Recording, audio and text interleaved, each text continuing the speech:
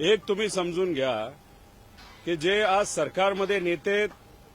ते भाषण करत असताना नाहीतर निवेदन करत असताना काय म्हणतात की सगळ्यांनी शांतता ठेवली पाहिजे,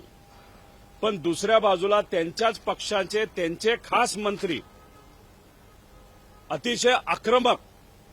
आणि वातावरण बिघडेल अशी भाषणं त्या ठिकाणी करतात, नाहीतर वक्तव्य करतात, मीडियामध्ये जाऊन ते बोलतात. शिंदे साहेबांच्या पक्षाची लोक असू द्या, भाजपच्या पक्षाची असू द्या, म्हणजे जो तात्या विंचू सारखाचा तो प्रकार झाला की म्हणजे हे जे नेते छोटे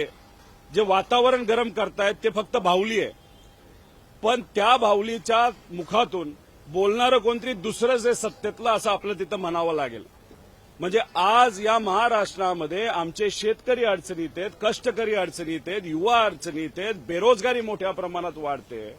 लोकांना हाताला काम पोटाला अन्न नाही,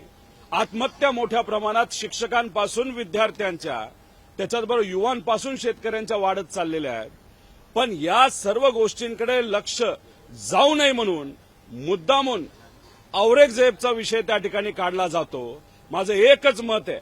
की ज्या ज्या मागण्या सामान्य लोकांनी केल्यात, शेतकऱ्यांनी केल्यात, कष्टकरी युवांनी केलेल्या आहेत, आम्ही सामान्य लोकांच्या बाजूने ज्या मागण्या इथं अधिवेशनामध्ये केलेल्या आहेत त्या सर्व मागण्या जर तुम्ही पूर्ण करणार असाल आणि लगेच पूर्ण करणार असाल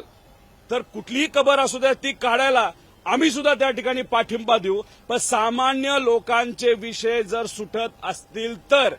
पण या विषयाकडे तुम्ही लक्ष न देता फक्त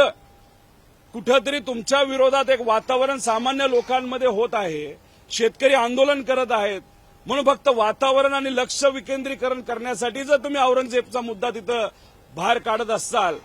तर खरंच हे दुर्दैवी गोष्ट आहे. आणि दुसऱ्या बाजूला हे सोलापूरकर, कोरटकर, कोश्यारी ही जी चिल्लीपिल्ली आहेत ते तुम्ही मुद्दा म्हणून पाळलेली लोक आहेत. काहीतरी वक्तव्य हे लोक करतात त्यावेळेस तुमच्या ज्या संघटना आहेत, पक्षाच्या संघटना नाही तर सामाजिक संघटना, तेव्हा त्या झोपतात आणि अचानक वरून आदेश आला की आता तुम्ही आंदोलन करा, आक्रमक राहा, दंगल आपल्याला घडवायची आहे, की तेव्हा ते उठतात आणि बोलायला लागतात. अहो तुमच्यात हिंमत असेल ना ते आधी या कोरटकर आणि हा सोलापूरकर आणि त्या कोश्यारी असली जी चिलीमिली तुम्ही पाळलेलीत ना त्यांना आधी जेलमध्ये तुम्ही टाका, सुरुवात तिथपासून करा आणि मग महामानवांचा आदर तुमच्या मनामध्ये कुठेतरी सिद्ध होईल असं आपल्याला म्हणावं लागेल.